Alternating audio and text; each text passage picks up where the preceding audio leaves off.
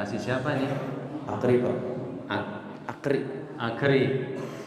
Ya, saya mendengarkan ceramah Anda dari awal sampai akhir dan saya juga mendapatkan pelajaran dari Anda bahwa memang kebersihan itu harus datang dari diri kita sendiri. Wih, ini keren. Pertama, Akri sudah menyampaikan tanpa teks. Jadi Akri betul-betul menyampaikan itu berdasarkan hasil dari pemahaman. Kalau sesuatu dipahami, itu pasti datang dari hati. Betul, Akri? Betul, Pak. Dan saya yakin Akri ini ketika ngomong karena berdasarkan dari pemahaman, dari hati, saya yakin Akri punya kepedulian kepada lingkungan. Betul, Akri? Betul, Pak. Itu belajar. Jadi bisa dilihat dari omongan. Kalau ngomong masih baca teks, berarti Anda belum punya ilmunya. Tapi kalau ngomong tanpa teks, itu tanda bahwa Anda sudah menjadi omongan dan pikiran dan menjadi karakter dan menjadi kelakuan sehari-hari. Terima kasih. Kalian sudah memberi contoh kepada teman-teman.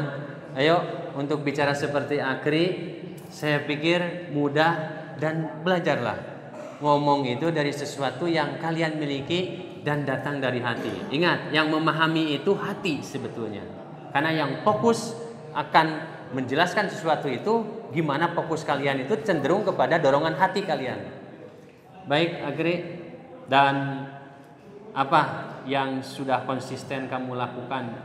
Gak apa-apa diceritakan di sini ya. Dan tujuannya kan untuk memberikan inspirasi. Jadi yang Akri pahami itu dan sering Akri lakukan dalam kehidupan sehari-hari, dalam kebersihan, mau di rumah, mau di jalan, mau di sekolah, mau di kelas, apa yang konsisten sampai sekarang dan menjadi belief sistemnya Akri? Ya paling dari yang saya sebutkan tadi, Pak, kayak misalkan saya menemukan suatu sampah yang misalnya di tengah jalan tiba-tiba ada sampah, itu saya buang. Atau misalkan ketika dalam restoran atau misalkan supermarket itu ketika makan di situ, Pak, saya suka membuang sampah. Jadi tidak self service gitu, Pak. Jadi kayak membuang sampah pada tempatnya. Oke.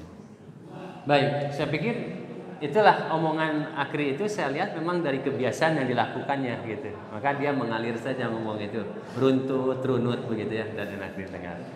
Terima kasih Akri. Cita-citanya jadi apa nih ke depan? Jadi pengusaha, Pak. Pengusaha, insya Allah, amin. Mudah-mudahan kalian menjadi pengusaha sukses. Nabung saham belum? Belum, Pak. Belajarnya sama si Fadil. Dia, Ega, mana Ega?